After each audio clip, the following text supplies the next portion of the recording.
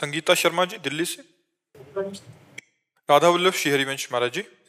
महाराज जी, मेरा सवाल है कि माता पिता की जिम्मेदारी अपने बच्चों के प्रति कब समाप्त होती है, जिसके बाद वो गृहस्थ आश्रम से वैराग्य का रास्ता अपना जब बच्चे पढ़ लिख करके ब्याह योग्य हो गए, उनका ब्याह कर दिया, इसके बाद समाप्त हो जाती है। जब तक बच्चे का ब्याह ना हो तब तक माता पिता का कर्तव्य बना रहता है कि उस बच्चे का ब्याह करें। बच्चा या बच्ची, उसका ब्याह करने के बाद पाणी ग्रहण संस्कार हुआ, फिर आप विरक्त भाव से भजन कर सकते हैं। संसार से आपने संबंधों का काम हो गया, अब हम भगवत संबंध का काम करेंगे। लेकिन जब तक ब्याह नहीं होता तब तक नहीं, तब तक वो कर्तव्य का पालन करना चाहिए। वो भी भगवान की पूजा है, ये भी सृष्टिजनक भगवान की पूजा है। नाम जप करते हुए अपने बच्चों को पढ़ाए लिखाए, उनको स्वस्थ करे, उनके लिए जमीन जायदाद की व्यवस्था करे, ब्याह कर दे, इसके बाद भजन करे। दोनों काम हो गए। भजन करते हुए ये किया, इसके बाद पूर्ण भजन में लग जाए, वो भगवत प्राप्त हो जाएगा। हर्ष जी अहमदाबाद से। राधे राधे गुरु जी। गुरु जी, कभी कभी हमारा मन नाम जप में नहीं लगता है तो हम खुद स्वयं से जोर जोर से नाम जप करने लगते हैं, फिर मन भी शांत हो जाता है। महाराज जी, हमारा प्रश्न है कि हम तो आत्म स्वरूप हैं और मन से भजन करवा नहीं रहे, तो ये अंतःकरण चतुष्टय में से कौन नाम जप कर रहा है? देखो, आपका जो स्वरूप है उसका अभी ज्ञान नहीं, केवल सुना है। अंतःकरण का आपको अभी ज्ञान नहीं, केवल सुना है। क्योंकि अंतःकरण में जब अंतर्मुख होकर के आप समस्त इंद्रियों से अनुभव करोगे तो जानोगे ये बुद्धि है, ये मन है, ये चित्त है, अहंकार है, इनका एक एक का परिचय प्राप्त होता है। जब तक अंतःकरण विषयाकार है तब तक आत्म स्वरूप निर्विकार होते हुए भी जन्मोगे, मरोगे, दुखो, शोक, चिंता, भय, ये सब व्याप्त रहेगा। आत्मस्वरूप तो पहले भी था, अब भी, आगे भी रहेगा। अंतःकरण को सुधारना है हमको। बुद्धि का निश्चय एकमात्र परमात्मा में सुख, मन का निरंतर मनन करना एकमात्र परमात्मा में, चित्त का निरंतर चिंतन करना एकमात्र परमात्मा का, अहम का परमात्मा में पूर्ण समर्पित हो जाना। तो जैसे हमने बताया, निर्मल जल और एकाग्र जल, शांत जल, तो नीचे क्या दिखाई देने लगता है, ऐसे निर्मल और शांत अंतःकरण में भगवत साक्षात्कार होता है, अपनी आत्मा का आत्मबोध होता है। समझ पर? अभी खूब नाम जप करो, जबरदस्ती करवाओ मन से। पहले तो जिह्वा से करना चाहिए, ये वाक इंद्रिय है, इसको शुद्ध करना चाहिए। पवित्र शब्द बोलो, नाम जप करो, कभी किसी को कटु वचन, परुख वचन न बोलो। एक एक इंद्री को पावन करना है। नेत्रों से देखें, सब में श्री भगवान को देखें, कान से सुने भगवान की चर्चा, मंगल में गुण सुने, किसी की निंदा, किसी का पापाचरण नाम सुने। धीरे धीरे हमारी इंद्रियां पावन होगी, अंतःकरण पावन होगा, तो हमें अपने स्वरूप का अपने आप से अनुभव हो जाएगा। बस वही मुक्त हो गया। जैसे भगवान हृदय में बैठे लेकिन सब दीन दुखी परास्त है माया के द्वारा, क्यों? भजन नहीं है। अगर खूब भजन किया जाए तो अभी भगवान यहाँ हृदय में ही प्रकाशित हो जाए। तो जैसे सूर्य है, इस समय भी सूर्य है और रात में भी सूर्य रहते हैं। जैसे हमारे यहाँ रात है तो कहीं दिन होती है, तो मृत्यु लोक में सूर्य तो है ही ना, ये सब मृत्यु लोक के अंतर्गत है, देश विदेश। तो कभी हमारे यहाँ रात होती तो कहीं सूर्य उदय होता है, कहीं सूर्य होता है, मतलब सूर्य कभी अस्त नहीं होता, पक्का है ना? सूर्य कभी अस्त नहीं होता, वो प्रकाशित होता ही रहता है। हमारे सामने अंधकार है, ऐसे ही हमारे सामने दुख, चिंता, शोक, भय, माया का अंधकार है। भगवान सर्वत्र व्याप्त है, भगवान सर्वत्र व्याप्त है। अब हमको भजन के द्वारा उसको जागृत करना होगा। जो परमात्मा तत्व सोया हुआ है उसे जागृत कर, जे हुई जगह तो आनंद का अनुभव हो जाएगा। आप और परमात्मा तत्व दो नहीं रह जाएंगे। पर भजन, रात आज का सत्संग सुना, स्मृति, हर समय अखंड स्मृति, सबसे बड़ी साधना का स्वरूप है भगवत स्मृति। एक तैल धारावत स्मरण, सेवा करते हुए, अपने कर्तव्य कर्म करते हुए भगवत स्मृति, उसी से अनुभव हो जाएगा। तो ये जो बंधन हुआ है ये मन को हुआ है। कभी आत्म तत्व न बंधा था और न बंधा है, न बंधा रहेगा। इसी मन को सुधार लिया तो परमात्मा स्वरूप थे, हैं, रहेंगे। और मन न सुधार पाए तो जन्म मरण, नाना प्रकार के दुख, क्लेश, चिंता और अन्य योनियों में भटकना, ये सब भोगना पड़ता है। समझ गया? योगेश यादव जी प्रयागराज से। श्री हरिवंश महाराज जी, मन हमें भोगों की ओर गलत कार्यों को करने के लिए प्रेरित करता है और हम ये कदाचित करना नहीं चाहते पर हो जाता है। ये एक ही शरीर में दो प्रकार की मनोवृत्तियां क्यों पैदा करता है देखो, महाराज जी? हम और मन दो अलग हैं? हाँ अलग है, दो अलग, आप और मन अलग है। हमारे मन को जो शासित करते हैं डिपार्टमेंट समझो, जैसे हमारा मन कहता है कि हम घड़ी ले लें, चुपचाप जेब में डाल लें, तो बुद्धि, वो मन नहीं, उस समय बुद्धि कहती है गलत है, चोरी, मारे जाओगे। और अगर बुद्धि मन से मिल गई, कहती हाँ जब उधर देखे तो चुपचाप जेब में डाल लेंगे। बुद्धि निश्चय करती है, निर्णय करती है, विचार करती है। मन संकल्प विकल्प करता है और चित्त उसका चिंतन करता है और अहम उस क्रिया को स्वीकार करता है, मैंने किया मैं करूंगा। आप उसमें नहीं हैं, पर इस समय आप अपने स्वरूप में नहीं हैं, मन में हैं, मन में तदात्म है। इसलिए आपका जन्म मरण हो रहा है, इसलिए आपको पाप पुण्य का फल भोगना पड़ेगा। तो जो हमारा मन विषयों की तरफ जा रहा है वो तुम्हारा ही नहीं जा रहा, सबका जा रहा है। जो आप कहते हो हम नहीं चाहते, गलत बात। हम जो नहीं चाहते वो कभी नहीं करते।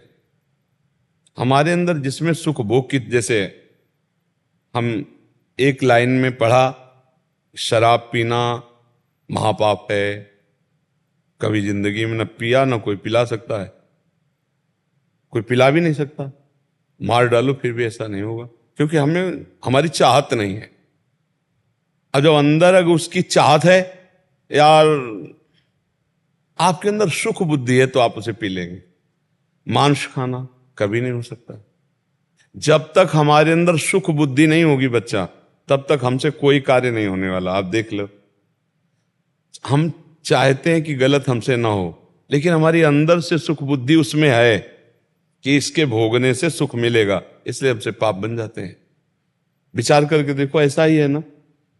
हमारी बुद्धि में एक निर्णय आता है, दो बुद्धि के विभाग हैं, एक सुमति एक कुमति। सुमति कुमति सबके उर राही, नाथ पुराण निगम असकाही। जहां सुमति तहां संपत्ति नाना, और जहां कुमति तहां विपत्ति निधाना।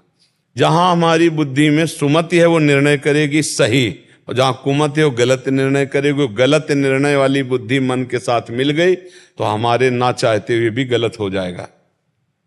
अगर हमारी बुद्धि निर्णय नहीं करेगी, गलत सही में स्थित रहेगी, तो मन चाहता रहे फिर भी कुछ नहीं कर सकता।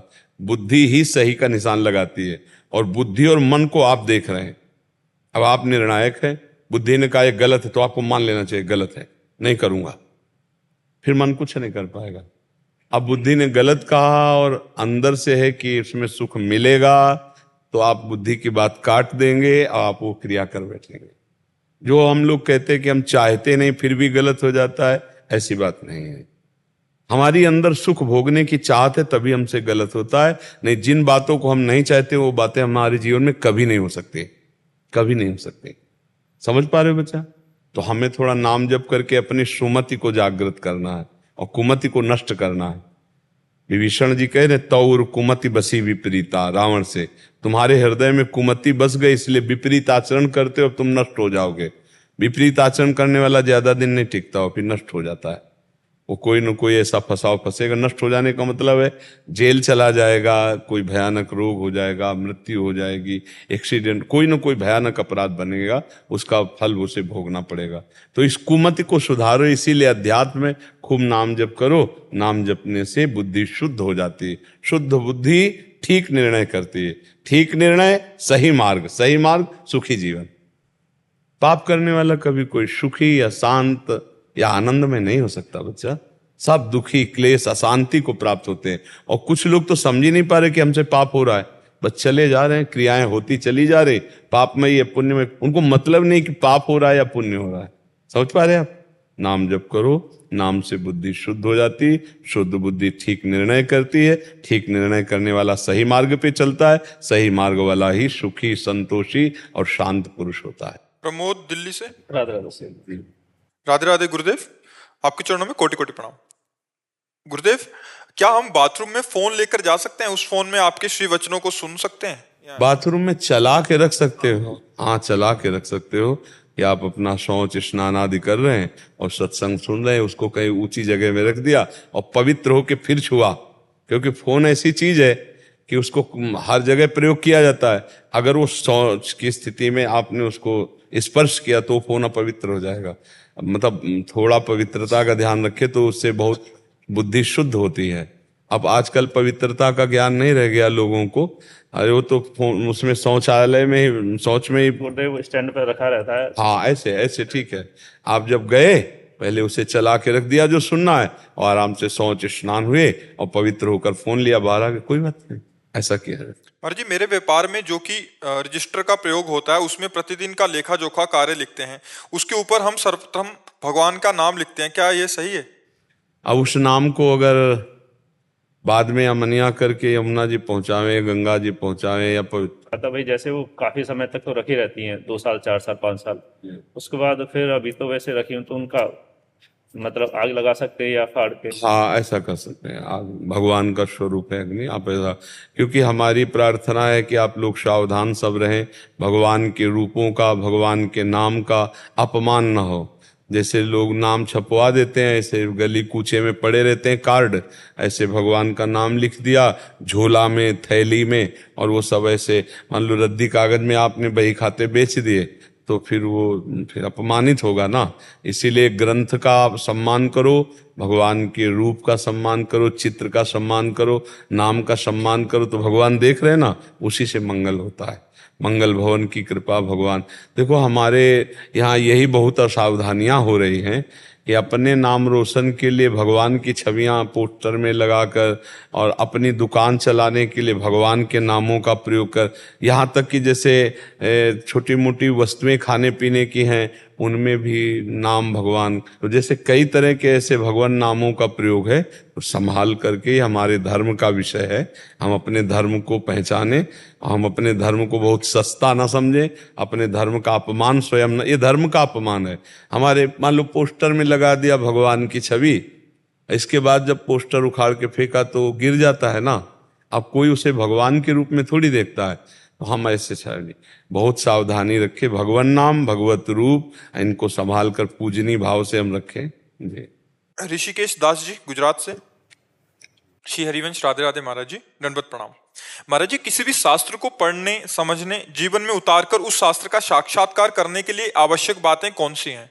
पहला ब्रह्मचर्य, दूसरा गुरुजनों का दृढ़ आश्रय, तीसरा भगवत स्मृति परायण, चौथा अभिमान नाना दैन्यता, पांचवा पूर्ण समर्पित होकर भगवत शास्त्र का स्वाध्याय करना। मेरे में मति नहीं है, आप स्वयं प्रकाशित होकर हमें समझाइए। अगर ब्रह्मचर्य ठीक नहीं है, शास्त्रों का अर्थ, तभी तो उल्टा सीधा बोलते रहते हैं लोग, नहीं प्रवचनों में उल्टा सीधा बोलते रहते, क्योंकि ब्रह्मचर्य ठीक नहीं है, गुरुजनों का आश्रय दृढ़ नहीं है, स्वयं गुरु बन बैठे, गुरुजनों का आश्रय दृढ़ नहीं है, अहंकार है, विद्या का अगर अहंकार है तो फिर शास्त्र का अर्थ उल्टे ही समझ में आएगा। विद्या रूप महत्व कुल धन जौवन अभिमान, सट कंटक देखे जहां राहे न भक्त निदान, राहे न भक्त निदान स्वांग सब नगर नारी के, विषयीन हाथ बिकाए न रिझवन भतार के। भगवत रसिक जी कहते यदि विद्या का, रूप का, कुल का, धन का, यौवन का अपना महत्व अभिमान है, उसके अंदर ये 6 बड़े बड़े कांटे भक्ति महारानी प्रवेश नहीं करती। और जब तक दैन्यता नहीं आएगी तब तक शास्त्रों का भाव समझ में नहीं आएगा। शास्त्रों के लिए ब्रह्मचर्य, अहंकार का त्याग करके दैन्यता, और इसके लिए गुरुजनों का दृढ़ आश्रय। कोई भी शास्त्र हम तभी समझ सकते हैं जब हम विज्ञ महापुरुषों से सुने। प्रथम सुने भागवत भक्तमुख भगवत वाणी, जो भगवत स्वरूप महात्मा जन हैं, जिन्होंने शास्त्रों के एक एक शब्द का स्वाद लिया है और साक्षात्कार किया है, वो जब बोलेंगे, उनके मुख से सुनेंगे, तब शास्त्र का रहस्य हमारे हृदय में प्रकाशित होता है। तो अहंकार रहित होकर दैन्य भाव से गुरुजनों का आश्रय लेकर के शास्त्र को उस समय साक्षात भगवान का स्वरूप मानकर स्वाध्याय किया जाए, तो शास्त्र ही तुम्हारी बुद्धि में बैठ करके वो अपना अनुभव करा देगा। जब तक ब्रह्मचर्य नहीं, गुरुजनों का आश्रय नहीं, अहंकार का त्याग नहीं, दैन्यता नहीं, और शास्त्रों में भगवत भाव नहीं, तब तक नहीं। शास्त्रों में भगवत भाव देखना हो तो गुरुवाणी का कैसे सम्मान करते हैं सिख भाईजन, ये देखिए आप। अगर शास्त्रों का सम्मान देखना है तो वहां देखिए कैसे गुरुवाणी का सम्मान, चंवर डुलाते हुए, हाथ जोड़कर ऐसे गुरुवाणी जी का पाठ करते हैं, हाथ जोड़कर खड़े होकर। और जब गुरुवाणी जी चलती है तो आप देखो कितना समुदाय उत्सव आनंद मनाते हो। हम अपने ग्रंथों को, अपनी सद्वाणियों को कैसे विचार करके देखिए कि मतलब कैसा आदर का, ऐसे पढ़ा ऐसे रख दिया, वस्त्र के द्वारा आवेष्टित भी नहीं है और किसी वस्त्र का आसन भी नहीं दिया, तो भला शास्त्र उसके हृदय में स्फुरित होगा, शास्त्र का भाव स्फुरित होगा। तो शास्त्र तभी समझ में आते हैं। श्री सुखदेव जी एक बार केवल भगवान व्यास देव जी ने पढ़ा, सब याद हो गया, क्योंकि बाल्यावस्था से बैरागी, ब्रह्मचारी और भगवत स्वरूप में स्थित। तो शास्त्र ये सब भगवत स्वरूप है। आजकल जो त्रुटियां हो जाती हैं उसके यही कारण है, ब्रह्मचर्य की हानि, गुरुजनों के प्रति दृढ़ आश्रय नहीं, अहंकार का त्याग नहीं, दैन्यता ने, शास्त्रों को भगवत स्वरूप न मानना। इन कारणों से शास्त्रों का रहस्य, शास्त्र बहुत गुप्त है। शास्त्र जैसे कहता है कि आप उत्तर की ओर चलो, अब इसके बाद जो मुड़ना है वो नहीं बोलेगा, वो गुरु बोलेगा कि उत्तर की तरफ से पश्चिम की तरफ मुड़ना, फिर सामने जाकर फिर उत्तर की तरफ चलना है। अब वो सीधा उत्तर की तरफ चलेगा, नहीं पाएगा, शास्त्र का रास्ते नहीं। जैसे पहले राजा लोग अपनी संपत्ति को छुपाने के लिए भूल भुलैया का मार्ग रखते थे और इसके बाद वो संपत्ति का स्थान रखते थे, तो उस मार्ग को वही पार कर सकता है जो उसका ज्ञाता है, अन्यथा वो घूमता रहेगा, वो संपत्ति तक नहीं पहुंच पाएगा। तो जो रसमय ग्रंथ हैं, जो भगवत स्वरूप ग्रंथ हैं, इसके आचार्य और गुरुदेव ही ज्ञाता हैं। अगर उनके चरणों में उनकी आराधना करके तो आप संपत्ति तक पहुंच पाएंगे, शब्द ब्रह्म का अनुभव कर पाएंगे। नहीं तो आप केवल ऐसे बोलते रहिए, ना आपको समझ में आएगा और ना दूसरों के समझ में आएगा। वो बस बैठे हैं, बस सुन के चल दिए, आप सुना दिए, और अंतर ना आप में पड़ा ना सामने वाले में पड़ा, क्योंकि आपने अनुभव ही नहीं किया। अनुभव गम्य भजें जय संता, जब अनुभव करके बोला जाता है तो फिर ऐसे मौन रहे, बोले ना, जब बोले तो हृदय की ग्रंथि खोले, तब माना गया कि शास्त्र का स्वाध्याय हुआ है। वो तभी होगा जब हमारा निरंतर भगवत चिंतन दैन्य भाव से, गुरु चरण आश्रय बहुत आवश्यक है। और आजकल सबसे ज्यादा घाटा इसी बात का हो रहा है कि गुरु चरणों का आश्रय नहीं रखा जाता। अहंकार इतना प्रबल हो जाता है कि हम स्वयं बहुत जल्दी अपना प्रचार प्रसार करते हुए सिद्ध बनना चाहते हैं, इससे बहुत बड़ी हानि हो जाती है। गुरु चरणों की दास्ता के बिना ना पाई है बिन स्वामी अकेले, यहां तक लिख दिया विपिन बसत बैराग जित जो लड़काई खेल। अगर वृंदावन वास कर रहा है, बड़े तपस्वी है, बड़ा बैरागी है, लेकिन स्वामी जी महाराज के चरणों का आश्रय नहीं लिए, आचार्य गुरुजनों का आश्रय नहीं लिए, तो ना पाई है, ना पाया है और ना आगे पाएगा, बिन स्वामी अकेल। ये इसीलिए गुरु चरण, आप उपनिषदों को देखो पढ़ के, 12-12 वर्ष केवल सेवा करवाई और इसके बाद एक शब्द बोल दिया, तुम प्राण नहीं हो, तुम मन नहीं हो। छांदोग्य उपनिषद में देखो, तब वो चिंतन किया। तो ये 12 वर्ष सेवा क्यों करवाई? अधीनता, गुरु की अधीनता आई कि वस्तु का प्रकाश हो गया। तो शास्त्र तभी समझ में आते हैं जब गुरु प्रसन्न हो, गुरु की अधीनता हो। यहां तक वर्णन आया कि पढ़ाया भी नहीं, चारों वेद स्फुरित हो गए। आपने पढ़ा होगा महाभारत में, आप पढ़कर देखिए, ऐसे महापुरुषों के चरित्र आते कि पढ़ाया भी नहीं गुरु ने। और सामवेद आदि जितने वेद है, ऋग्वेद, यजुर्वेद, अथर्ववेद, सामवेद, ये चारों वेद उसके हृदय में अरे गुरु महिमा बड़ी अमोघ है। गुरु चरण आश्रित होकर के सब बात बन जाती है, अहंकार का भी नाश हो जाता है, संयम नियम भी बन जाता है। और आज का जो समय चला है ब्रह्मचर्य के लिए बहुत हानिकारक है। इस समय ब्रह्मचर्य की सबसे ज्यादा हानि हो रही है। और बिना इंद्रिय संयम के फिर नरसिंह मेहता जी कहते, काछ वाछ मन निश्चल राखे, धन धन जननी तेरी रे। लंगोटी का पक्का, जबान का पक्का और मन का पक्का, तभी वो माया पर विजय प्राप्त करता है। काछ वाच मन निश्चल राखे, धन धन जननी तेरी रे। बड़ नर सैया दर्शन पावा। बोले ऐसे बड़े भाग्य जो ऐसे के दर्शन हो, लंगोटी का पक्का, जवान का पक्का और मन का पक्का। ये 3 बात है, ये 3 बात का सन्यासी है जो वाणी से मौन का आश्रय लिए, शरीर से निष्क्रियता को प्राप्त हो रहा है और मन से संकल्प रहित, वही परम सन्यासी है। तो इसलिए हमें गुरुजनों का आश्रय लेकर शास्त्र का अर्थ समझना चाहिए। वो शास्त्र स्वयं अनुभव में आ जाएंगे, साक्षात्कार हो जाएगा जब हम ऐसे चलेंगे। आप समझ पा रहे जी? डॉक्टर सत्या सारस्वत जी आगरा से। राधे राधे महाराज जी, आपके चरणों में कोटि कोटि नमन। गुरुदेव, मैं 1997 से 2013 तक ध्यान योग मार्ग का अनुसरण किया। 2013 से 23 तक ज्ञान योग के मार्ग पर चला और वहां के मूल स्रोत तक पहुंचने की चेष्टा होती गई, किंतु सफलता नहीं मिली। पिछले 1 वर्ष से आपके बताए नाम जप का अनुसरण करने पर लाभ हुआ। मेरा प्रश्न है कि हम अविनाशी परमात्मा के अंश हैं, जो कि स्वयं प्रभु श्री कृष्ण जी हैं और प्रभु की आह्लादनी शक्ति श्री जी हैं, तो हमें कभी कभी आनंद का भाव नाम जप में मिलता है, क्या वो श्री जी का कृपा प्रसाद होता है? आप देखो, सब जीव परमात्मा स्वरूप हैं, लेकिन कैसे? तरंग के जैसे, समुद्र जैसे नहीं। समुद्र में करोड़ों असंख्यों तरंग हैं, समुद्र करोड़ों असंख्यों तरंग प्रकट करता है, पर एक तरंग समुद्र प्रकट नहीं कर सकती। ऐसे हैं हम भगवत स्वरूप, हैं तो भगवत स्वरूप ही, भगवान के अंश हैं तो हम भी भगवत स्वरूप हैं, लेकिन हम ऐसे भगवत स्वरूप हैं तरंग जैसे। समुद्र है हमारे प्रभु और उनकी तरंग है हम। अगर हमारे में वायु विकार नष्ट, तरंग में वायु विकार नष्ट हो जाए तो समुद्र हो गया ना। अगर माया विकार नष्ट हो गया तो हम भगवत स्वरूप हो गए। लेकिन समुद्र से करोड़ों असंख्यों तरंग निकलेगी, लेकिन तरंग एक समुद्र को प्रकट नहीं कर सकती। इतना अंतर हमारे और परमात्मा में भगवत स्वरूप होने पर भी है।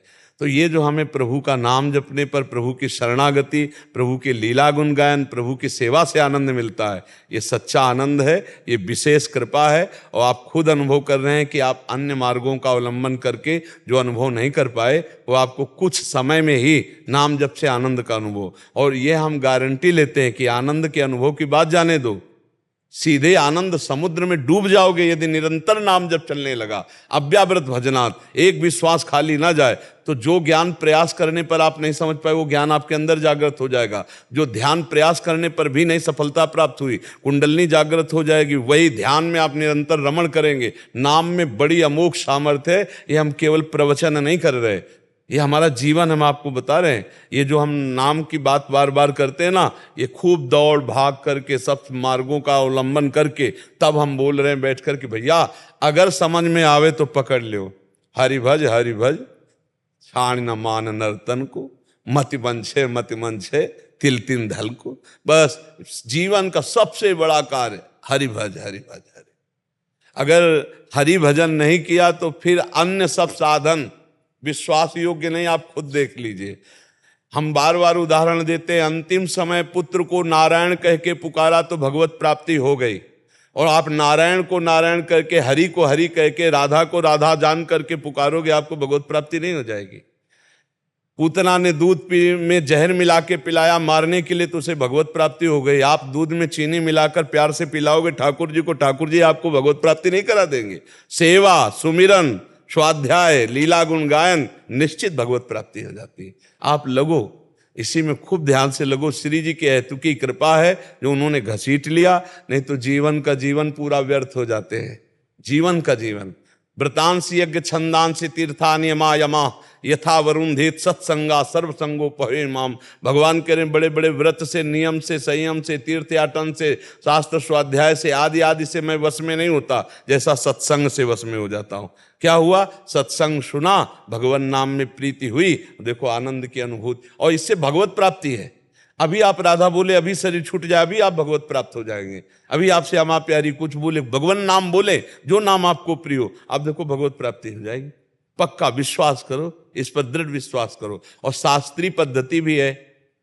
कृतयुगे ध्यायते विष्णुम तेतायाम यजतै मखई द्वापरे परिचर्यायाम कलौ तद्धरि कीर्तनात्। कलयुग में परम सिद्धि भगवान नाम जप से, भगवत कीर्तन से होती है। बस इसमें एक थोड़ा सा अभ्यास कर ले अपने को दैन्य भाव में। तृणादपि सुनीचेन तरोरी से सुनना अमानना मान देन कीर्तन या सदा हरि। जो दूसरों को मान देता, स्वयं अमानी रहता, अपने को नीच समझता है और वृक्ष के समान सहनशील होता है, ऐसा नाम जापक बहुत जल्दी भगवत प्राप्ति कर लेता है। और नाम जप कर रहे हैं, संतों की निंदा कर रहे हैं, वैष्णव का अपराध कर रहे हैं, अहंकार कर रहे हैं, इधर उधर के प्रपंच, फिर वो चलनी में गैया दो है और दोष दैव को दे हरि गुरु कहे न माने अपनो। अब मान लो चलनी में गाय दुहे कह दे हमें दूध पीने को नहीं मिलता, तो भैया पात्र आपका सही होना चाहिए तो उसमें दूध आ जाएगा। बोले हम नाम जप कर रहे हैं लेकिन आनंद नहीं मिल रहा, तो कहीं ना कहीं छेद है भैया, उस छेद को बंद कर लो तो आनंद अभी उत्पन्न हो जाए। जो 5 ज्ञानेंद्रियां मन सहित भोगों में जा रहे हैं, उनको देखो कोई गंदा आचरण हो रहा है, कोई गंदा आचरण है, उसको बंद कर दो, आनंद आ जाएगा। बस नाम जप से, ये सर्वोपरि बात हम आपको कह रहे हैं, हृदय से कह रहे हैं, नाम से बढ़कर कुछ नहीं है। जिसने नाम में लगन लगा दी वो सिद्ध हो गया। आप इतना समझो, जिनको राम कहना नहीं आता था और मरा मरा कहे वो सिद्ध हो गए, तो तुम राम राम कह के कैसे सिद्ध नहीं हो सकते? तुम श्याम श्याम कह के कैसे सिद्ध नहीं हो सकते? पर इस पर विश्वास नहीं होता। खास बात है कि आप कठिन साधनों की तरफ तो आपको मन लगेगा, लेकिन सहज सरल परमानंद प्रदान करने वाले नाम का निरंतर चिंतन करें, ऐसा कोई भाग्यशाली होगा जिसको विश्वास हो जाए। और विश्वास हो गया तो भगवत प्राप्ति हो गई। खुली बात है, नाम जप से भगवत प्राप्ति निश्चित। अगर 100 बार नाम जप किया है और आपको भगवत प्राप्ति नहीं हुई किन्हीं कारणों से, तो अगली बार जो होगा वो 99 से नहीं शुरू होगा, वो 100 के ऊपर शुरू होगा। इतना महामहिम नाम है। एक तो नाम जप करने वाले को दुर्गति ही नहीं, नामे भक्ता प्रणश्यति भगवान कहते हैं।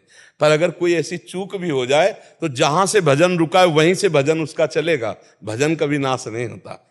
आप 10 वर्ष नाम जप किए, आपके भागवतिक बैंक में जमा, वो आपको परम मंगल परम पद प्रदान करेंगे, हानि नहीं हो सकती, आपका कभी किसी भी तरह से अमंगल नहीं हो सकता। नाम जापक सदैव परमानंद को प्राप्त करता है। जितने बड़े बड़े सिद्ध महापुरुष हुए हैं वो गुरु प्रदत्त मंत्र और नाम से ही हुए हैं।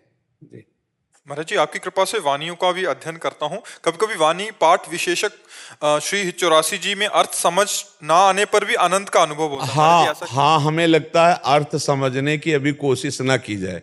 जैसे जो हमारे वृंदावन नित्य विहार के जो वाणी हैं, जो सद ग्रंथ हैं, इनको जब तक देह भाव है, स्त्री पुरुष भाव है, तब तक हमें लगता है गायन करना चाहिए, अर्थ नहीं पढ़ना चाहिए, अर्थ का चिंतन नहीं करना चाहिए, क्योंकि ये चिदानंद का प्रेममय विलास है।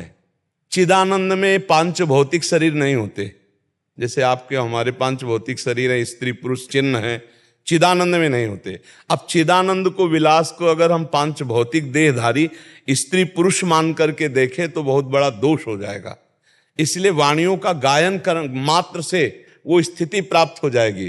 जैसे केलिमाल जी हैं, चतुरासी जी हैं, ये बड़े बड़े महान आचार्यों ने जो एक वाणी जी रची, एक एक शब्द महान प्रिया प्रीतम की प्राप्ति कराने में समर्थ है, पर अर्थ ना पढ़ना चाहिए।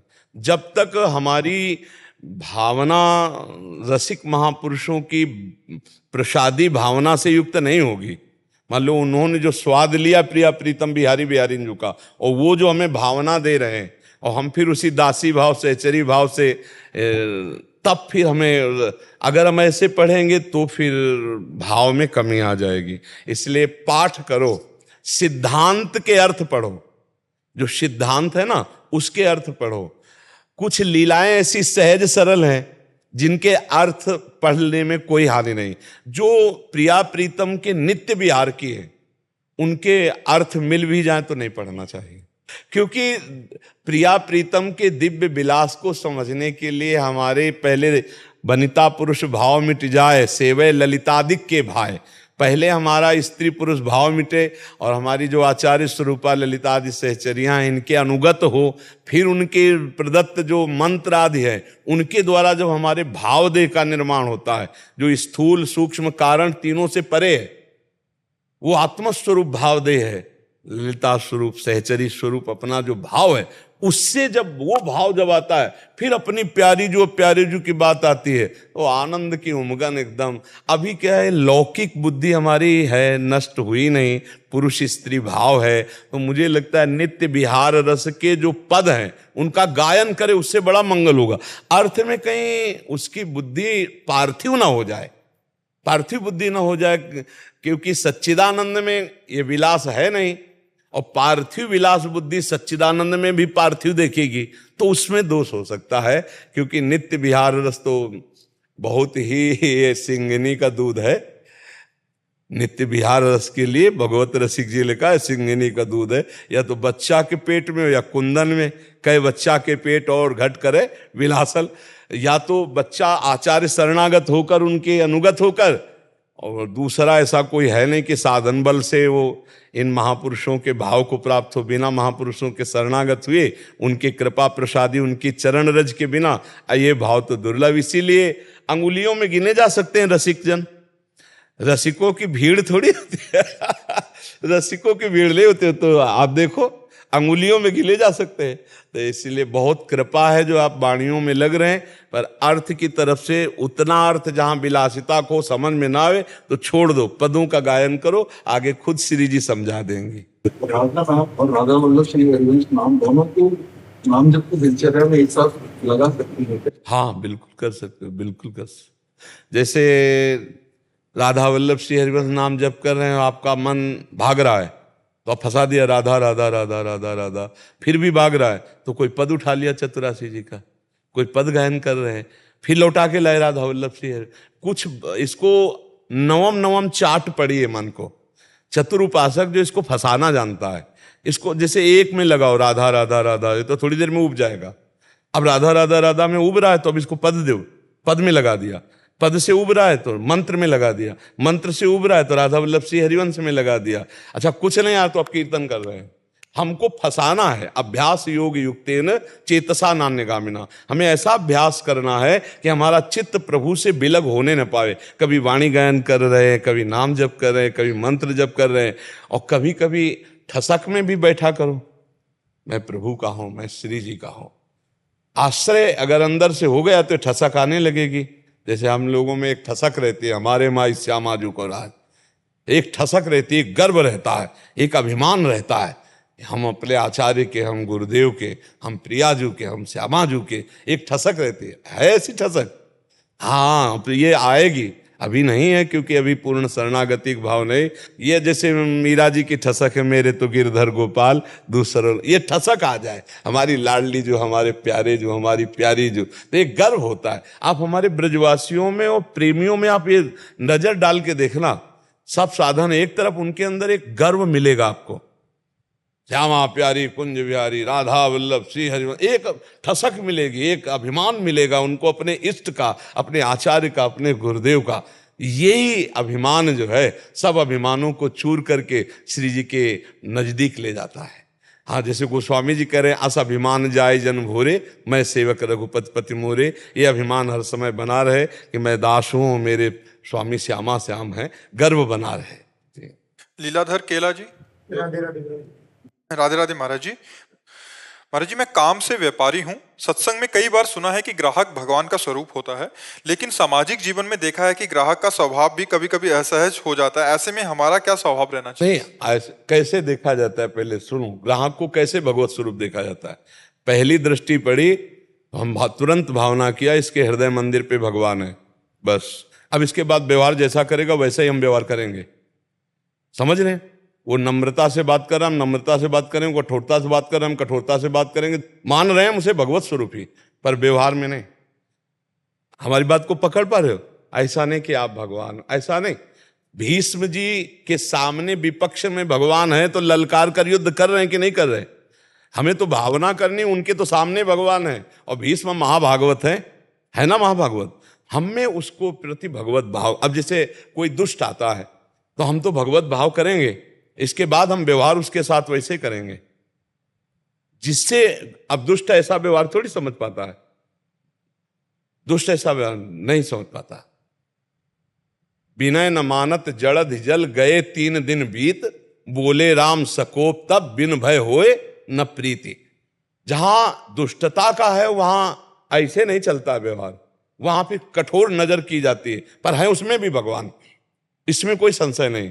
पर हम व्यवहार में, बर्ताव में, एक साधु स्वभाव का आता है उससे, एक दुष्ट स्वभाव का आता है तो उससे वैसा व्यवहार, तभी तो आप संसार में प्रवीण भक्त बनेंगे। और अगर ऐसे तो फिर नहीं चल पाएगा। ऐसा करो या ना करो, अंदर से दृष्टि डालिए भगवान आए। जब चोर रूप से भगवान आएंगे तो डंडा रूप से पूजा होगी, अगरबत्ती जला के नहीं होगी। आप ये समझ लो, भगत रूप से भगवान आएंगे तो वैसी हम पूजा करेंगे, और जब वो चोर रूप से आएंगे तो डंडा रूप से, जब दुष्ट रूप से आएंगे तो धक्का मुक्की की पूजा होगी। फिर ऐसे थोड़ी आगे आदर भगत वाली होगी। यही विवेक रखना है। हाँ, सांप रूप से भगवान आ रहे हैं तो हम साष्टांग थोड़ी दंडवत होंगे, डंडा से बाहर करो। बात समझ रहे हो? नहीं, अब ऐसा नहीं कि ग्राहक उद्दंडता कर रहा है, मनमानी कर रहा है आपके मेरे भगवान, तब तो लुट जाओगे, फिर नहीं समझ पाएगा। हाँ, फिर नहीं समझ पाएगा कि भगवान आए हैं, यही निकाल बक्सा से पैसा, तो हालियो भगवान ले जाओ, फिर तो नहीं चल पाएगा। हाँ, भगवान अगर दुष्ट रूप रख करके आ रहे हैं, चोर रूप रख करके आ रहे हैं, तो हम डंडे से उनका स्वागत करेंगे, पक्का समझो। तभी आप समझ पाओगे। इस व्यवहार में जो रोल मिला है उसको समझना होगा। सब में भगवत भाव करना है, पर जैसा जो आचरण कर रहा है उसके साथ वैसा ही व्यवहार। जैसे हमारे पास अधिकारी जन भी आते हैं, अब हम कहते हैं उनसे भी कि सब में भगवान देखना है। तो हम मान लो बॉर्डर में हैं, अपने देश की रक्षा में आतंकवादी आ रहे हैं, तो ये थोड़ी कि सब में भगवान है, लेकिन तुम इस रूप में आ रहे हो तो गोली रूप से पूजा होगी तुम्हारी। बस यही बात समझ। वहां ये नहीं कहा कि भगवान, तो तुम्हारी गोली मार दी जाएगी और तुम्हारी सेवा में त्रुटि हो जाएगी। तो ये बात समझ गए अब ना, कि अभी दुखी हैं हम, है? हाँ, समझ के खेल खेलना है। आप जैसे रूप में आओगे नाथ, वैसे ही हम आपका पूजा करेंगे, वैसे ही आपका स्वागत करेंगे। पर हो आप, इसमें अंतर नहीं है। मुनाफा तो ले सकते हैं ना? क्यों नहीं? मुनाफा व्यापार कर रहे हैं तो किसके लिए कर रहे हैं? गुरुजी, तो मतलब जो जिस भाषा में बात करे उससे उसी भाषा में। वहां ग्राहक की बात चल रही है। हमें चाहिए कि पहली, जैसे हम भक्ति मार्ग में चल रहे हैं, तो पहले हम उपेक्षा करते हैं, सब में भगवत भाव करके। लेकिन एक सीमा है। जैसे आप मान लो आपको कोई उद्दंडता पूर्वक एक बार क्षमा है, दोबारा कर रहा है तो फिर समझा दिया। जब तिबारा कर रहा तो एक्शन में हो जाओ, फिर क्षमा की जरूरत नहीं, क्योंकि दुष्ट वो ऐसे नहीं मानेगा। सठे साठ्यम समाचरेत, दुष्ट के साथ वैसे ही व्यवहार तब वो समझ में आएगा। हाथ जोड़े आप खड़े रहो तो आपका उपहास करेगा, आपकी अवहेलना करेगा। इसलिए एक सीमा तक सहना, कोई बाबा जी तो हो नहीं, एक सीमा तक सहना, इसके बाद फिर उसका उत्तर दे देना है। अगर उत्तर पे नहीं समझ में आ रहा है तो हमारी भारत सरकार कानून व्यवस्था की है, आप कानून की सहायता लीजिए और उसका दंड विधान उसका कानून करेगा। अगर उद्दंडता ज्यादा करता है तो फिर सहन करने की जरूरत नहीं। एक नम्रता व्यवहार, एक शालीनता के लिए अगर पहली कोई गलती करता है तो हम उसे क्षमा करते हैं, दूसरी करने की चेष्टा करता है तो समझा देते हैं, तीसरी गलती करने तो उसको दंड विधान लागू कर ही देते हैं। क्योंकि ज्यादा क्षमा करने पर वो उद्दंडता बढ़ाता चला जाएगा और आपके सिवा वो औरों के साथ भी उद्दंडता करेगा। तो उसको दंड देना अनिवार्य है, क्योंकि दंड से ही अपराधी के अपराध का मार्जन और अपराध को रोका जा सकता है। क्षमा के द्वारा ज्यादा अपराध को रोका नहीं जा सकता। क्षमा मतलब हम जैसे साधु महात्मा हो तो बात ठीक है कि भाई जैसी परिस्थिति हो हम क्षमा ही करेंगे, लेकिन आप गृहस्थ हो, मान लो आप जा रहे हो गली से, एक बार छेड़ा, हंसी मजाक की, आपने क्षमा कर दिया तो दूसरी बार ज्यादा उद्दंडता, तीसरी बार वो और उद्दंडता करेगा। तो हमको उसको तीसरी बार का चांस नहीं देना, हमको उसको जरूर न जरूर दंड विधान लागू कर देना। क्योंकि आजकल क्षमा लायक आचरण वाले लोग बहुत कम हैं। उद्दंडता को शासन विभाग के द्वारा ही शासित किया जा सकता है। स्वयं दंड ना दे, क्योंकि स्वयं दंड देने पर कानून में हमारे द्वारा भी अपराध बन जाता है। जो हमारी कानून व्यवस्था है, तो ऐसी स्थितियों में हम कानून का सहयोग लें। आजकल तो मोबाइल रहता है, तुरंत नंबर करो और पुलिस का सहयोग मिल जाता है, ऐसा है। पर ज्यादा सहन करने की जरूरत नहीं है। पर ये हम दुष्ट पुरुषों के लिए कह रहे हैं। अपने से पूज्य पुरुष, जैसे घर में आप सास ससुर है, उनके साथ ये व्यवहार मत लागू कीजिए। क्योंकि अगर वो वयोवृद्ध हैं तो उनकी बुद्धि शिथिल हो गई है और वो थोड़ा कटु वचन बोलते हैं, तो आपका कर्तव्य है कि उनको समय पे भोजन दें, समय पे उनकी व्यवस्था करें और उनकी कटु वचनों को ना सुने। क्योंकि उनकी स्थिति जो वृद्धावस्था होती है ना, इसमें स्थिति थोड़ा बुद्धि कमजोर हो जाती है। आप सेवा करोगे वो आपको कटवचन करेंगे, आप सेवा करोगे वो आपकी निंदा करेंगे कि कुछ नहीं करती, पर आपको सहना होगा और उनकी सेवा करनी होगी। ये हम बात कह रहे हैं जो दुष्ट स्वभाव के लोग होते हैं उनकी। हाँ, अगर ऐसी कहीं दुष्टता पाई जाए किसी में भी तो विरोध कर देना चाहिए। अगर ऐसी दुष्टता पाई जाए तो फिर विरोध कर देना चाहिए। पर असमर्थता में वो अगर ऐसी है तो हमें उन सेवा करनी चाहिए, अपने पूज्य जनों की, अपने गुरुजनों की, वृद्ध जनों की। अमित जी, राधे राधे। महाराज जी, आपके चरणों में कोटि कोटि प्रणाम। महाराज जी, सांसारिक जीवन में सभी जिम्मेदारियां, भय, लोभ, भोग और प्रलोभनों के साथ रहते हुए मानसिक सुख शांति की उचित प्राप्ति करना बहुत कठिन है। बचपन से ही भगवान के प्रति रुचि है और उम्र के साथ ये संतों के आशीर्वाद से बहुत बढ़ी भी रही है। पर भगवत चिंतन क्षणिक मानसिक शांति तो प्रदान करता है, पर मन अपने व्यवहार अनुसार कई जगह भटकने लगता है। और पर वो चिंतन ना होने के कारण, निरंतर चिंतन में आप नहीं कह सकते क्योंकि हम लोग उसी मार्ग से चले हुए हैं और उसी अवस्थाओं को पार किया है। 11, 14, 15, 16, 17, 18, 19, 20, 21, 22, यही तो सब अवस्थाएं हैं उद्दंडता की। तो ये सब पार किए, मन को देखा भी। वो तब हमको परेशान करता है जब भगवत चिंतन रहित हम होते हैं।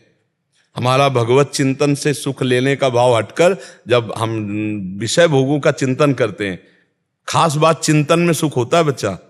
जैसे हम कह रहे हैं राधा राधा राधा, हमारा चिंतन भोग का चल रहा है, भजन चल रहा है, लेकिन सुख नहीं मिलेगा। सुख होगा जब मुख से राधा और चिंतन भी राधा का हो, चरणारविंद या नाम का चिंतन। तभी जब हमारा चिंतन विषय सुख का होता है, तब फिर नाम में सुख नहीं मिलता और मन अशांत हो जाता है। आप समझ पा रहे? महाराज जी, जैसे गृहस्थ हो, बेटा है, पत्नी है, जिम्मेदारियां हैं कई चीजों में, तो वो भोग की तरफ सिर्फ नहीं है, कई सारा भय भी है उनके प्रति। बच्चा वो सब भोग के अंदर ही आता है। जितनी कामनाएं वो सब काम के अंदर आती है, जितनी बात आती है वो सब विषय के अंदर आती है, सब भोग के अंदर आती है। कुछ धर्ममय भोग हैं, कुछ अधर्ममय भोग हैं। भोगों का तात्पर्य एक जनेंद्रिय के भोग से ही नहीं होता, हर इंद्रियों के भोग से होता है। तो हम बहुत धैर्यवान बनकर अपने कर्तव्य का पालन कर रहे हैं। जो हमारे आगे समस्याएं हैं उनका निदान करने के लिए हम नाम जप करते, तो हम विवेकवान हैं, हम कोई संसारिक आदमी नहीं। पहले तो छोड़ो कि आप संसारिक गृहस्थ हो, आप भगवान के भक्त हो, आप विवेकवान बनकर हर समस्या का समाधान हो सकता है। कौन सी ऐसी समस्या आज जो संकट में फंसा सकती है, आप हमें बताइए। अगर हम संकट की रचना करेंगे तो संकट में फंस जाएंगे, नहीं कोई संकट नहीं। अपने अनुसार बेटी बेटा को पढ़ाओ, अपने अनुसार बेटी बेटा की योग्य वर और कन्या देखो और ब्याह करो। अब वहां आपकी स्थिति है लाख में, अब देखोगे करोड़ों में तो परेशान तो हो ही जाओगे। आप अपनी स्थिति के अनुसार चलो तो सुख की प्राप्ति होगी। और भगवान को उनको करोड़पति बनाना है तो बना ही देंगे। अपने जीवन के लिए भगवान ने दिया है ना, कुछ खेती होगी, कुछ व्यवस्था भगवान ने दी है। कुछ नहीं दी है तो हम लेबरी करके 500 रुपया तो ला सकते हैं, परिवार को चला सकते। चिंता क्या करना, हम लेबरी करते हुए नाम जप करेंगे, नाम कीर्तन करते हुए अंदर अंदर हम लेबरी करेंगे, 500 रुपया ला के घर परिवार को चलाएं। चिंता क्या करना, आगे पूरा विश्वंभर पूरे विश्व को चला रहा है, तुम्हारे परिवार को भी वो पोषित करेगा। आज शरीर न रहे तो क्या परिवार तुम्हारा पोषित नहीं होगा क्या? विचार करके देखो। वही है जो मतलब वो चिंतन से चिंता की तरफ मन जो जाता है। नहीं, बिल्कुल चिंता, सत्संग से ही चिंता का नाश होता है। आप सत्संग के वचनों को बार बार सुने और उसको अपने हृदय में धारण कर। चिंता क्या करना, भगवान हर व्यवस्था करते हैं। जब आपको अनुभव होने लगेगा ना, तो आप भी यही भाषा बोलने लगेंगे जो हम बोल रहे हैं कि चिंता नहीं करनी, हर व्यवस्था वो कर देते हैं। कैसे हम तुम्हें बताएं, पूरे जीवन में कदम कदम पर उनकी कृपा को देखा है, उनकी कृपा को देखा है, हर कदम देखा है। लाखों घटनाएं ऐसी हैं जो भगवान के भरोसे हो जाने पर जो धन से नहीं किया जा सकता था, वो उनकी कृपा से सर से हो गया। भगवान का बहुत बड़ा बल है बच्चा। अपने लोग अहंकारी जीव हैं, इसलिए भगवान का बल नहीं रखते, अपने आप सब व्यवस्था हो जाती है। तो हमें लगता है भगवत आश्रित हो जाओ, खूब अपने कर्तव्य का पालन करो, चिंता न करो, नाम जप करो, सब आनंद रहेगा। पर ये संसार के जीव अहम में स्थित होने के कारण चिंता परायण रहते हैं, शोकग्रस्त हो जाते हैं। समझ में आ रही है आपकी बात? भगवान पे छोड़ के बस नाम जप। अपने कर्तव्य को करते रहो, कर्तव्य को करते रहो और नाम जप करते रहो। कर्तव्य को ना छोड़े। कायर बनने की बात हम कभी नहीं कहते, कर्तव्य का पालन करो। भगवान ऐसे कर्तुम है कि वो अपने आप सारी व्यवस्था कर देते।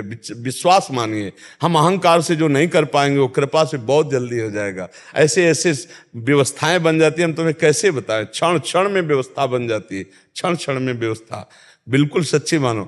नरसिंह मेहता जी देखो, उनके चरित्र को पढ़ के देखो, और भक्तों के भक्तमाल तो भरी पड़ी गृहस्थ चरित्रों से। इसलिए भगवान आश्रित होकर के भगवत चिंतन परायण रहो, चिंता मत करो, सब ठीक हो जाएगा। और ये भी ध्यान रखो, इसका नाम मृत्यु लोक है, यहाँ सब कुछ नाश होगा। दोनों बातें हम आपको बता रहे हैं कि ये भी ध्यान रखो, इसका नाम मृत्यु लोक है, यहाँ शाश्वतम सब नाश होगा। दुखालयम अशाश्वतम, यहाँ सब मरेगा, सब नष्ट होगा। इसलिए पहले से तैयार रहो। जो बिछुड़े उनको बिछुड़ने दो, जो मिल रहे हैं उनका स्वागत करो, नाम जप करो। जैसे भगवान जीवन यात्रा चला रहे, चलने दो, और अंतिम परिणाम मंगल होगा, अंतिम भगवत प्राप्ति हो जाएगी। अगर नहीं ऐसा चलोगे, भूल कर दोगे, तो संसारिक चिंतन में वृत्ति आंतरिक फंस जाएगी। फिर अगला जन्म होगा, फिर बार बार जन्म, बार बार मरण। ये कब तक भोगेंगे? पुनरपि जननम पुनरपि मरणम पुनरपि जननी जठरे शयनम। इसलिए वीना गोयल जी, श्री हरिवंश। गुरुदेव राधे राधे। श्री हरिवंश, प्रभु, यदि साधक भगवत प्राप्ति करना चाहता है और पूर्व जन्मों के किसी अपराधवश कोई शारीरिक रोग भजन में बाधा आज हो, हाँ तो उपाय। पहले इसका उत्तर ले लो। आज का सत्संग सुना? आज के सत्संग में था भगवान आपके वर्तमान के देखते हैं, पूर्व जीवन को नहीं देखते। तो आपने सुना सत्संग? आज सुना? नहीं सुना, इसलिए प्रश्न किया। सत्संग एक अमूल्य वस्तु, यदि सुने तो प्रश्न ही न रह जाए। ध्यान दो, सत्संग में आज एक वचन था कि भगवान वर्तमान के जीवन को देखते हैं, पूर्व के जीवन में नहीं। ये कितना पापी रहा है, नीच रहा है, ये नहीं देखते। अभी मेरा भगत है, भजन कर रहा है, ये देखते, इसी से कल्याण हो जाता है। पूर्व के पाप तो भगवान के शरणागति से नष्ट हो जाते हैं। भगवान पूर्व को नहीं देखते, वर्तमान के संबंध को, वर्तमान के भजन को, वर्तमान के आचरण को देखते हैं। इसीलिए कोई भी भगवत प्राप्ति कर सकता है। कि मान लो हमारा पूरा जीवन गंदी बातों में व्यतीत हो गया, आज से हमें पश्चाताप हुआ, सत्संग सुना, आज से भजन शुरू कर दिया, तो आज से हमारी भगवत प्राप्ति की यात्रा शुरू, हमें भगवत प्राप्ति हो जाएगी। क्योंकि आज से हम शुरू किया नाम जप करना, किसी भी श्वास में नाम जप करते हुए शरीर छूटा, भगवान की प्राप्ति हो जाएगी। तो ये आप विश्वास मानो, भगवान वर्तमान के भजन को देखते हैं, पूर्व की बात आज सत्संग में सुना था ना। हाँ, सत्संग अगर ध्यान से सुनो तो काफी प्रश्नों का उत्तर सत्संग में मिल जाएगा। और शारीरिक रोग हो तो महाराज जी, भजन में जो बाधा होती है पूर्व के कर्मों के अनुसार, तो उससे मुक्ति करके कैसे? नहीं, शरीर में ज्यादा प्यार करने से परेशानी होती है। 3 बच्चे हैं ना, इसलिए उससे भी मुझे पाप ही लगा होगा। मैंने ये कह रहे हैं कि अभी शारीरिक कष्ट या रोग प्रकाशित हुआ है। हाँ, पर सबका पालन पोषण भगवान करते हैं। मान लो जिनके माता पिता पधार जाते हैं तो उनकी संतानें ऐसा थोड़ी कि वो बड़ी नहीं होती, उनका पालन पोषण नहीं होता, वो फुटपाथ में आ जाते हैं, ऐसा नहीं। भगवान सबका यथा योग्य कर्म के अनुसार भरण पोषण करते हैं। जितना आपसे बन सके उतना कीजिए, नहीं आप देखिए अपने आप सब होगा। भगवान अपने आप पूरी सृष्टि का पालन पोषण कर रहे हैं। आपके तो 3 बच्चे हैं, भगवान के तो तीनों लोक के बच्चे हैं, सब तीनों लोक का पालन करने वाले स्वामी हैं। तो आप चिंता मत करो, नाम जप करो। और शरीर के दुख सुख तो भोगने पड़ते हैं। जो शरीर रचना के समय दुख सुख लिख गए ना, वो देखो बड़े बड़ों को भोगने पड़ते हैं। तो इसलिए उसकी तरफ से तो ज्यादा मतलब आसक्त ना हो कि हमारा शरीर स्वस्थ हो जाए फिर भजन करें, ऐसा नहीं है। अगर प्रारब्ध आ गया भोगने का तो भोगना ही पड़ेगा, बड़े बड़ों को भोगना पड़ता है। अगर मन में भगवान का भजन ना हो तो शरीर के कष्टों में इतना दम है कि जीव मृत्यु मांगने लगता है। तो हमें लगता है कि अगर नाम जप हमारा चलता रहा तो हम हर कष्ट सह जाएंगे, नाम जप नहीं चला तो फिर बड़ा कष्ट। संसार फिर यही तो भोग हैं, नाना प्रकार के रोग, नाना प्रकार की विपत्तियां, नाना प्रकार के संकट कष्ट देते हैं। इसलिए चिंता न करे, नाम जप करे, तो उसी से सहने की सामर्थ्य आ जाएगी और उसी से परिवार का भी वो सब पोषण करते हैं, सब व्यवस्था करते हैं। के कारण ये सब कुछ ना हो रहा हो। भ्रूण हत्या हुई है हमारे द्वारा, तो कहीं इसी के कारण तो नहीं हो। खैर, हम ये तो जरूर बार बार सब गृहस्थों से प्रार्थना करते हैं कि ये जो आप गर्भ हत्या, भ्रूण हत्या करते हैं, ये महापाप के अंतर्गत आता है और ये आपको दंड देगा। आपके परिवार में, आपके शरीरों में ये नाना प्रकार के विघ्न पैदा कर दे। सोचो, आपका छोटा सा बच्चा, संतान जो आपके गर्भ में पल रहा है, आप उसे नष्ट कर दें तो पाप नहीं बना? आपके आंगन में बच्चा खेले, एक थप्पड़ कोई मारे आके तो आपके कलेजे पे लगता है, और आपका बच्चा जो गर्भ में खेल रहा है आप उसको नष्ट करवा रहे। तो ये गलतियां सत्संग ना होने के कारण, संयम ना होने के कारण और नाना प्रकार की कुमार्गगामी प्रवृत्तियों के कारण, जैसे बच्चे मर्यादा से नहीं रह रहे हो, कभी ऐसा दोष हो गया तो फिर गर्भ हत्या करवाना, भ्रूण हत्या कराना, या संयम से गृहस्थ नहीं रह रहे, उनको संतान की आवश्यकता नहीं, असावधानी की, गर्भ रह गया अब उसको नाश करवा देते। ये महत पाप है, महापाप है। मतलब भगवान ही रक्षा करें। ये ऐसे पाप हैं कि वो तुम्हारे पूरे परिवार में अशांति पैदा करे रहेंगे। उनका मतलब बल बहुत विचित्र है। जैसे सोता हुआ कोई पुरुष, उसकी हत्या करना, गर्भ स्थित बालक की हत्या करना, किसी सोती हुई स्त्री की हत्या कर देना, ऐसे कई ऐसे महापापों में, ब्रह्म ऋषियों की हत्या कर देना महापापों में आता है कि ये बहुत दंड देने वाले। गौ हत्या, ब्रह्म हत्या, ये सब बड़े बड़े पाप हैं। तो भ्रूण हत्या का पाप तो है ही। तो भगवान का भजन करती हो, अगर बन सके तो श्रीमद् भागवत का सप्ताहिकी पाठ करवा ले। मर्जी से नहीं किया, परिवार में रहते हुए तो मजबूरी में। देखो, 3 को पाप का हिस्सा बराबर मिलता है। एक पेरक, करो ऐसा, और एक कर्ता जिसने किया, और एक अनुमोदन बहुत बढ़िया किया, तीनों को बराबर दंड मिलेगा, पाप का बराबर दंड मिलेगा। तो अब ऐसा नहीं है कि कोई हमको प्रेरित करे हम पाप कर्म करें, बहुत सावधानी रखना चाहिए। जीवन निष्पाप भी तो हो सकता है। मान लो आप गृहस्थ में हो तो ऐसी सावधानी रखो कि गर्भ ही ना हो, संयम से रहो। जब आपको बच्चा नहीं चाहिए तो संयम से रहो। अब बेमतलब में आप जीव हत्या करोगे तो फिर उसका दंड तो भोगना पड़ेगा ना। चाहे बाहर आ जाए तो वो बच्चा है, गर्भ में है तो बच्चा है, तो बच्चा है ना। अब उसको मारने का मतलब, उसको ज्यादा पाप लगता है। जैसे बच्चा है, वृद्ध है, सोता हुआ कोई, इनको ज्यादा पाप लगता है, क्योंकि जैसे बच्चा है असमर्थ है, वृद्ध है असमर्थ है, सोता हुआ पुरुष या स्त्री असमर्थ है, आप उस समय मारने का जो तो बहुत बड़ा पाप लगता है। तो ये घर गृहस्थियों में प्रायः ये अपराध तो बन ही जाता है। कोई बिरला ऐसा होगा जो थोड़ा विवेकवान पढ़ा लिखा, तो ऐसे संयम से, ऐसे सावधानी से कि गर्भ ही ना रहे, हमें नहीं चाहिए तो गर्भ ही ना रहे। और अगर फिर रह गया तो भगवान की इच्छा से कोई आएगा, राष्ट्रभक्त आएगा, कोई समाज सेवक आएगा, चाहे बच्ची आए चाहे बच्चा आए, आने दो, क्या परेशानी। और जब ये है कि हमें नहीं चाहिए तो आपको सावधान रहना है। गृहस्थी में सावधान रहो। बहुत से ऐसे उपाय हैं जिनके द्वारा आप सुरक्षित रह सकते हैं, हत्या भी नहीं होगी और आपका गृहस्थ धर्म भी चलेगा। तो अब जो हो गया उसके लिए परेशान मत हो। आप अगर कोई श्रीमद् भागवत का ऐसा मिल जाए, उसको कुछ दक्षिणा दे के 7 दिन भागवत का घर में पाठ करवा लो संस्कृत से। ऐसा जो कोई ब्रह्म ऋषि ब्राह्मण हो जो शास्त्रों का ज्ञाता हो, उससे करवा लीजिए। शुद्ध अगर पाठ हो जाए तो अपराध मोचन पक्का हो जाता है। पर ये हम कोई पद्धति नहीं बता रहे, हम कह रहे हैं भूल चूक से हो गई या मतलब उस समय ज्ञान नहीं था, तो उसके लिए प्रायश्चित है।